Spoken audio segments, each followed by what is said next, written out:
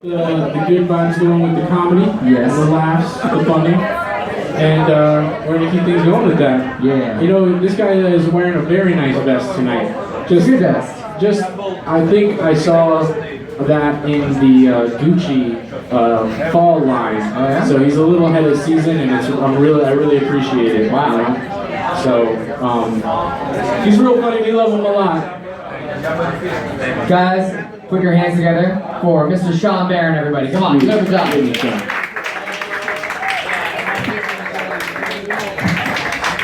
Thank you for that lovely series of compliments. I guess I'm wearing the vest because I was happy when I went to the gym last week. I actually discovered that I had lost some weight. Now, I didn't discover it through the usual method a lot of people do of using a scale, because I don't know who designs the gym scales, but they're kind of like funhouse mirrors, but designed to completely wreck your confidence. Because pretty much every time I check it, it is a completely different measurement whenever I go to the gym. Like, I've worked out, taken a crap, and then somehow put on 5 pounds.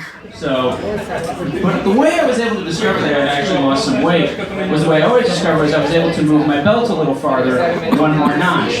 Now, I'm convinced that belts are kind of like a drawstring that decreases and increases your confidence based on which way you pull it. But the problem that always happens for me is whenever I can move it up 1 notch, I start trying to move it up 2 notches and then end up with this like weird scarring on my chest for about 3 weeks. I'm like, yes, it's fine, I'm feeling great. But I was out here tonight. I like when you do stand-up comedy, you perform in lots of places. So right now we're performing at a pub, and one of the other places I usually end up performing a lot in is left-wing coffee shops. Or I guess I should just say coffee shops, because I've yet to encounter a right-wing coffee shop. I think it would be really cool if you encountered a right-wing coffee shop. Like, you just go to some place.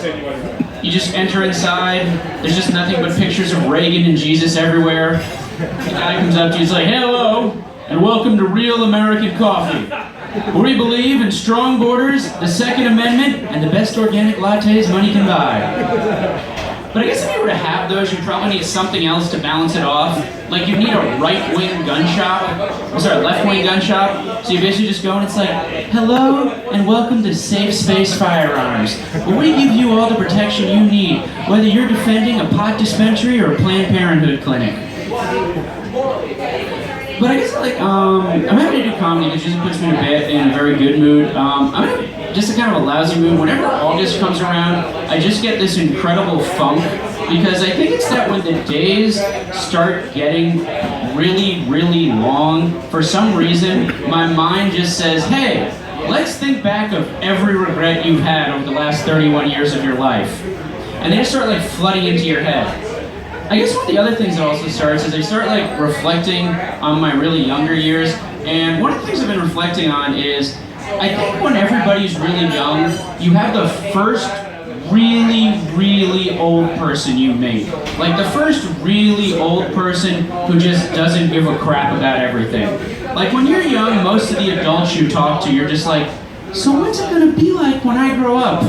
Oh, it's gonna be wonderful, you're gonna go to a good school, and then you're gonna get a good job, and then you're gonna meet that right someone, and you're gonna have your own family, and other delusions that are fed to you when you're a child. But then I remember the first really, old person I met who didn't give a crap was this guy, Mr. Richardson. He was the father-in-law of this woman, Diane Richardson, who used to watch me when I was a child.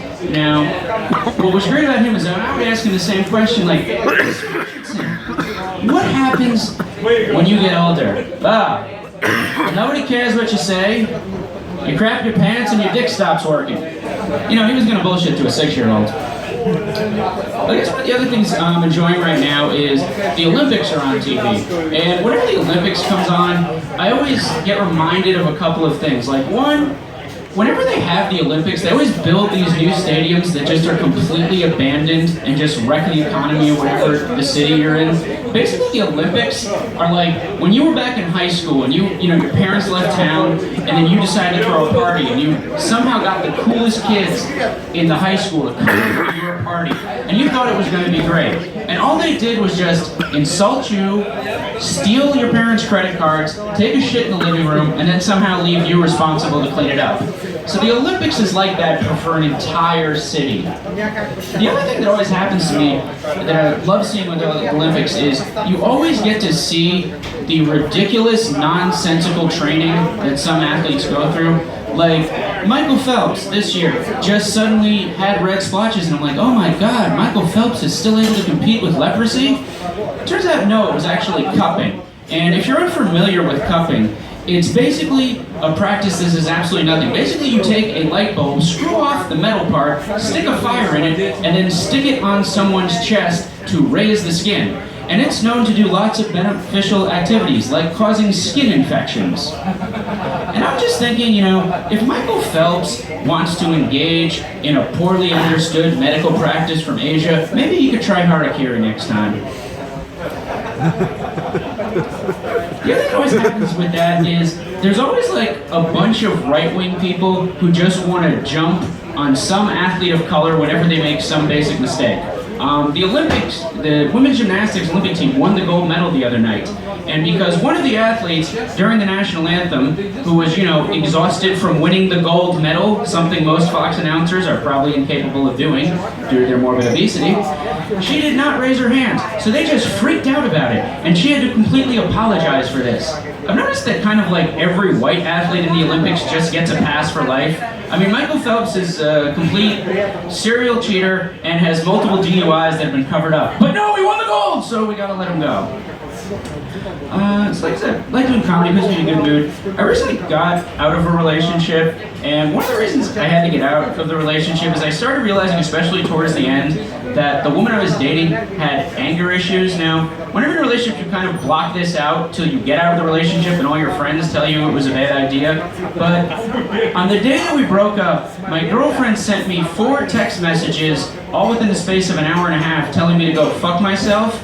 And when I said, I think we need to break up, she then sent me a text message, well, can't you come over so we can settle this like adults? Probably the other thing that was really frustrating is she was really obsessed with health food and was really like nagging, you know, just couldn't believe the way that a lot of people would not take care of themselves, but she was a chain smoker, which I'm still not really able to reconcile. It's kind of like if you bought a Prius, but then modified it so that you could roll coal. Or if you said, you know what, I'm going to cut all processed foods out of my diet so I can fill those spaces with heroin.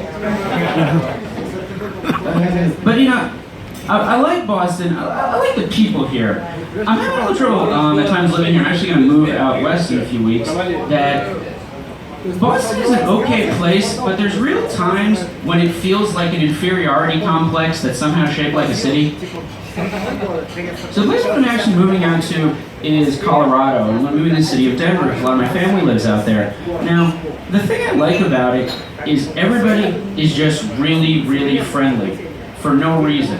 I'll give you an example. First time I ever went to Colorado, I took a day trip to Boulder. A homeless guy walked up to me. I didn't ask for like his homeless ID card, but he had like a mountain man beard and a shirt that was just ripped in half.